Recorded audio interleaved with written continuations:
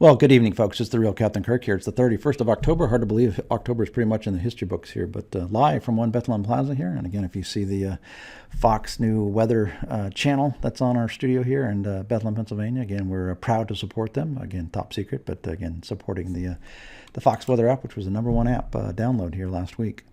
Looking at a last week recap here of summary around the world. This will be a little longer video than normal because you want to hang on to the end. We're going to talk about our winter outlook, how it's different than NOAA, and how the whole process is really just very different than traditional physics meteorology and what we do here for big Fortune 500 companies. But this is how they like to look at last week here. Hot here in the U.S. is 7.4 warmer than a year ago, making it the hottest in 5 years, 8th warmest in 36 years. So just an above average, almost wall to wall here across the country. Just not a very favorable trend for seasonal merchandise sales. 60% wetter than last year, wettest in 6 years, second wettest in 36 years. So very wet. Where it was wet, it was wet across the deep south and into the northeast. Snowfall way down. There was some in the mountains, but again, on a national population weighted basis, 99% less than last year, least in 14 years, fifth least in 36 years. So warm, wet was a general theme, but that's just not good for seasonal merchandise sales. So kind of a tough end to Q3, which was a tough quarter overall for seasonal sales. Up in Canada, similar trends, 10.4 warmest in 4 years. Again, kind of wall-to-wall warm there. Europe, a little bit warmer. Actually, Europe a little bit cooler. UK was actually a bit warmer, but Europe overall, just a little bit cooler than last year, still above average. Russia, a little bit warmer, warmest in 8 years. China finally warmed up, warmest in 9 years. Down under in Australia, a little bit warmer than a year ago, average down there. And Brazil, again, just a tad cooler, coolest in 4 years. Maps inset left are the trends versus average. The quick recap here of October, just in a simplistic form here, again, shows the temperature trends well above average across the north central U.S., northeast. If there was a cold spot, it was out in the southwest part of the country, Canada, California, Nevada, Arizona. Temp map inset left there is the trends versus last year. So the upper plains just much, much warmer than last year. So overall, here in the U.S. was 4.1 warmer than last year, making it the #1 hottest October in over 36 years. Last year, coldest in 10 years. So a wholesale change from a year ago, which was very, very favorable for our early start to fall seasonal merchandise sales, just not this year. Preset map here left, 24% wetter than last year, fourth wettest in 36 years, so much above average.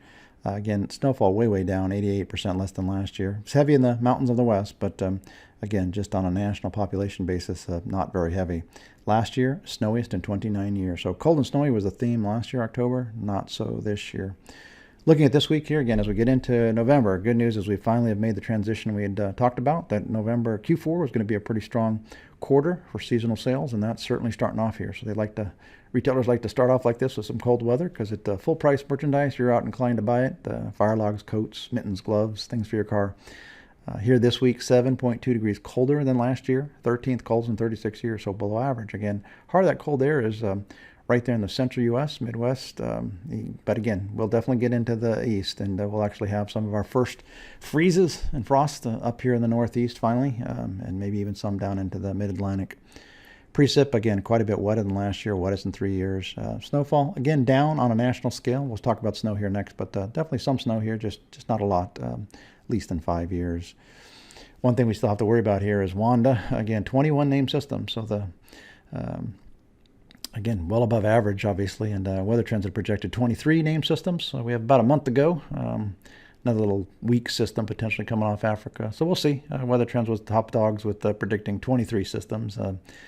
So again, we'll see. We've got a couple more to go here if we're going to make that tally. Look at the 6-day snowfall forecast here today, October, getting the first day of November. A little system moving out into the Wyoming and Nebraska, and then start to see some of that cold air creating Great Lake effect snow. Again, not a lot, but first flakes for sure downwind of the Great Lakes here as we get mid to late week here. So light, but again, if you see some flakes around the lakes, again, that cold air is going over the warm waters, certainly can create some lake effect. So the week total here, 6-day snowfall map here, shows again, heaviest is out there in the Rocky Mountains and pulling out into Nebraska. Looking at next week here, again, hard to believe, second week of November here. A little bit cooler than last year. We're seeing a little bit of a moderating trend, 14th warmest in 36 years. So the cold weather looks like it's pretty transient. May not last very long, but again, a cool week here. And then next week, moderating a bit. Still a little cool in the southeast. Similar rainfall to last year, 5th wettest in 36 years, so above average. Snowfall least in 5 years, much below average. We'll look here again at our winter outlook. Again, first off, NOAA, you kind of get these pretty vague maps that deal in very low probabilities. So again, even where they're here in the Northeast, there's a 30 to 40% chance that they believe the winter will be above average. Up in the Montana's areas, there's maybe a 30 to 40% chance that it'll be below normal. Again, so low probabilities here in terms of how NOAA and physics and traditional meteorology works. This is not what we do with our clients. So first off, we got to say, how good or bad is our year ahead forecast compared to NOAA's month ahead forecast. So this is NOAA's orange line here. That's their month ahead forecast, something they'd say just a day out for the next, that's like right now for November, versus our blue line here is our year ahead forecast. So we pretty much over the last decade have outperformed them, even though we're a year ahead. Now, again, we produce the same types of maps that you'd see from NOAA and others. So this is our Snowfall Outlook. We shared this here last week. So a little more simplistic form here. We think the way the La Nina will take shape here, again, the jet stream would just create a very stormy track, say from Arkansas into New England. So we're projecting 18% more snow than last year, most in 3 years across the country. Again, but the big winners are probably going to be the Northwest Rocky Mountains and, again, Mid-Atlantic, Northeast.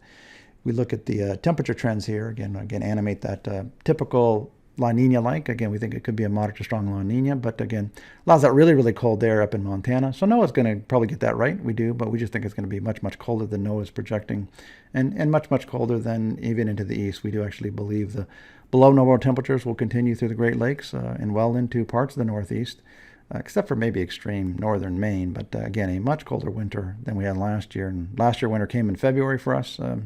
This year, more likely to come in December, so earlier for sure. And then obviously for our clients, again, if we're going to help them project sales by week, we got to be able to get the weather right by week, temp, rain, snow, by week, by mile. So this is a simple view for us. This is the U.S. temperature trends going out through March, coldest in 7 years. So again, the warm fall is about to give way to a colder November, December, January. February may not be as bad for sure, but March could actually continue the cold, snowy trends. But then the detail is just far more specific. So this is, never say use a daily year ahead forecast, but we have to do that just the way we have to predict sales. So the trends are the good thing. We have a very, because it's January in New York City, a very cold January in New York City. So you can see there a chart, right, coldest in 3 years, well below average, 13th coldest in 36 years. So again, and snowfall at least 9 inches, which is a good 7 inches more than last year. And then more importantly, we'd project, take these temperature data and project it with sales. So clients would actually see something more in the bottom right here, projecting sales by week everywhere in the world. And that's for tens of thousands, actually 10,000 seasonal items. So everything you buy in a store, we probably have a year ahead by week sales projection for that particular product. So thought we'd just give you, an idea of what we do. Now, again, this is just if you're going to believe year ahead weather, we've always got to show clients just how accurate it is. So chart right was our year ahead New York City forecast. So blue bar's cold, red bar's hot, dotted line's actual. This had error of 3.9 degrees. So to compare that year ahead forecast of 3.9 degrees by day would be an industry day 5 forecast. So something we said a year ago is as good as a day 5 forecast in this particular case. Usually not that good, but we're typically much, much better than a week 2 short-range forecast that in September had error of 5, 6, 7 degrees on an industry basis. So again, if you're comfortable with a week 2 forecast, then our year ahead forecast is as good or better when it comes to, even though it's year ahead. So that, folks, we apologize for a little longer video here, but hopefully you enjoyed. It's a little more detail on the winter outlook, and hope you have a great week here ahead. Again, can't believe it's November. We'll talk to you next week.